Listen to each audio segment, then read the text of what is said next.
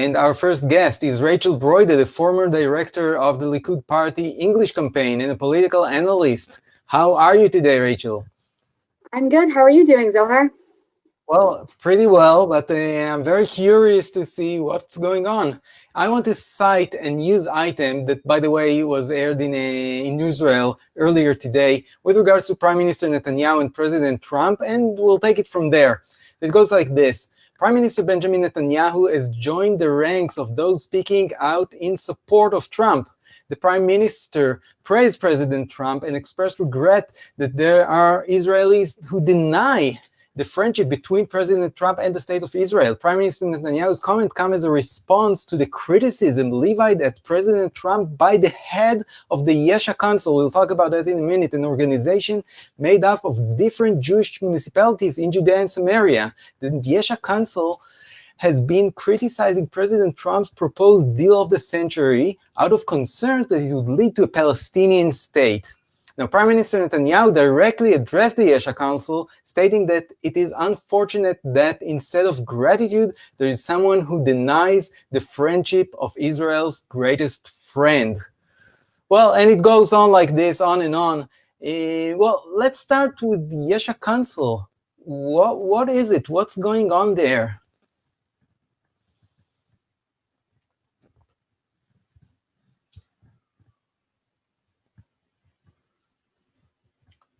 Rachel?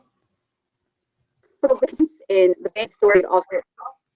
Yeah, can you hear me? On and off. Okay. Oh, go on. Can you hear me now? Yeah. Okay. The Yesha Council is made up of 25 mayors of, as you said, municipalities over the West Bank. Historically, it also included Gaza, but once Israel disengaged from Gaza, they were obviously no longer included. And it also has other 10 community leaders. They're all elected to the council, and they represent about 250,000 residents of Israel. And they have a strong political activism aspect. And there's debates about how effective they are. So basically, like, they represent the settlers of Judea and Samaria, right? Absolutely. Okay, and they are very concerned because any decision with regards to Judea and Samaria has a direct impact on them. So I'd assume they would want any annexation to take place, but I guess that's not what's going on. Right. I mean, the Yesha Council, first of all, is split. You do have, for example, the mayor of Efrat, who is a big supporter of the Trump peace plan.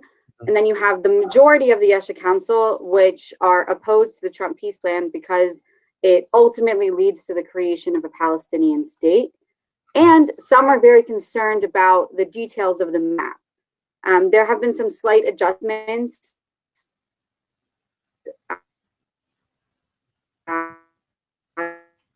to the map since the declaration of the Trump peace plan, and these so nobody is left out. There's no random blocks on a hilltop that are not connected, and that's their political goal, to make sure that there's a continuous flow between the settlements, and there's no blocks or areas that are excluded or disattached from general Israel. That's their big concern. And we know that there are a few remote settlements like Itamar, Itzhar, places close to Shiloh, to Har Bracha, other biblical places, let's say, that are a bit remote. So the map itself was just a proposition, right? It wasn't a done deal. So there are things that will be bartered there.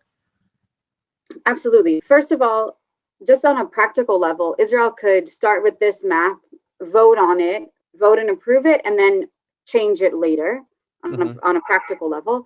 But look, I think the ultimate goal is to have the maximum amount of Jewish settlements included, connected, and the Prime Minister has ensured countless times that no settlements will be uprooted, and that is integral for the Yesha Council, and that's very crucial for Israel's security, that nobody is left stranded, so to speak, and that they're not uprooting people or settlements.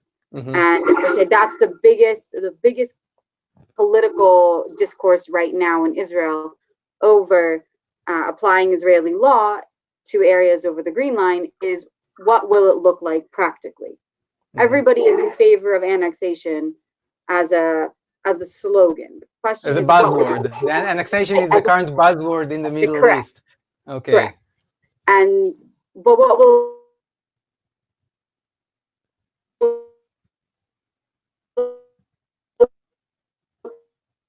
like practically, I would say that's. Sorry, you froze for a minute. Okay, well, let's talk about the technicality. What is required for annexation to take place of parts in Judea and Samaria? Technically, what does Israel need to do? So at its bare minimum, all they need is a approval of cabinet.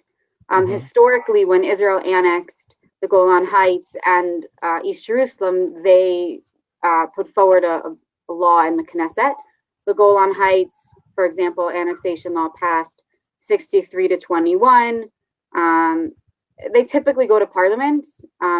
They have no requirement to go to a referendum at all, but in theory, perhaps they could go to a referendum if they wanted to. They definitely don't have to. Okay, there is actually a law of referendum if you want to give away land, but not to annex new land. Is that correct? Okay. Correct. But if they wanted to, they could. And what about international support? Where does we stand on it? Where do we stand on it internationally? So for the most part, most countries have been surprisingly silent, or I would say giving very bland condemnation. So for example, if you look at what the European Union said, or if you look at the way the moderate Arab states or the Gulf states have been reacting, it's very, very toned down from their previous statement. Yes, including Arab states that are condemning, but they don't do anything in addition to that. So nothing and major. I think part of the testimony, right? They're definitely paying lip service, I would say. I think that the biggest factor is how will, Jordan actually respond, and how will the U.S. Respond, which of course the U.S. is in favor. But the question is, what will they do to ensure that the rest of the sort of Western allies respond? And it's important that it's also explained. Sometimes, unfortunately, Israel has not done the best at explaining everything to the media. So it requires some very strong clarifications to the media itself, and providing, especially the international media, the opportunity to ask questions, to get information. Otherwise, it will just be a PR fiasco. Right.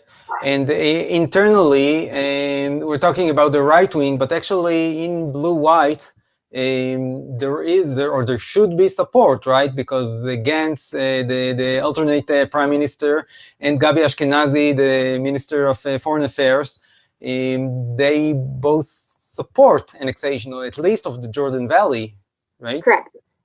But I would say the most important factor is that it's in the coalition agreement, that these parties will vote in favor of any annexation bill put forward by the prime minister. So if they don't vote in favor, it's a violation of their agreement, and it's grounds to collapsing the government, which blue and white members don't want. We just passed a government. We cannot have another round of elections. And I think that politically, it's going to be interesting to also see if anybody in the opposition will join in the vote. How will everybody vote? For example, Yamina or Lieberman, who have in the past been very strongly in favor of annexation of the Jordan Valley, how will they vote? Because again, the more unanimous the vote looks, the better. Of course. And now, one of the major questions, the timetable. When can we expect annexation to take place? What is the timetable drawn by Prime Minister Netanyahu on one hand, and Secretary Pompeo on the other hand? So as of now in Israel, they're expecting it to go to its first reading on July 1st. I personally think it might be a little bit longer. You know, they're Maybe gonna have to July work out. 4th. I don't know. Maybe it will be Who knows? postponed to Who knows? The Golan Heights annexation bill it passed all of its reading in one sitting. So it's possible that they will do that. My guess is that they won't, because there's just with the Golan Heights, it was easier because they annexed and they gave people citizenship and the borders were very clear. But with regarding annexing the Jordan Valley, it's not only the Jordan Valley, right? It includes some communities over here and some communities over there, and the maps and the borders are not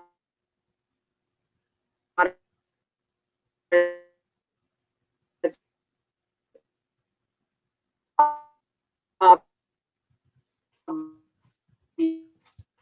so to speak, where with the one details that need to have out.